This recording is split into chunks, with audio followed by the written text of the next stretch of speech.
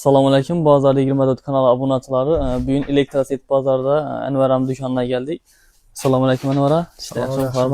Kayfiyatli yaxshimi? Rahmat. Shundoq navolar bilan bir tanishtirsangiz, shu mashinkalarni, shu duxiylarni bir xato aytib o'tsangiz. Mashinkalar bo'yicha. Va, Mashinkalarning zvezdalari bor. Va. Eng çok kila mashinkalar bor. Sifat taraflama, savnigram narx taraflama va. baholarni çok ketib beramiz. Budim zo'r. Viber Liboy turda topsang bo'ladi, Liboy modelda zakaz bersang ham oldirib beramiz. Savnigram bor ham bizda da. Nechik turlarni, misol 60-50 satranchlar ko'p ishlatadigan modellar, ullulari, Veger mashinkalar, şu mashinkalarimizni sifatlar bo'yicha eng yaxshi narsalarda. Вообще zo'r, narxlari 500-550 ming so'm chiqadi bunday modellariniki. Va.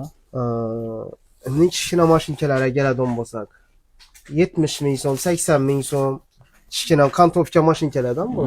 Satranchda ishlatadiganlar. Yemiylar. Bularni 80 ming so'mdan chiqadi bahasi.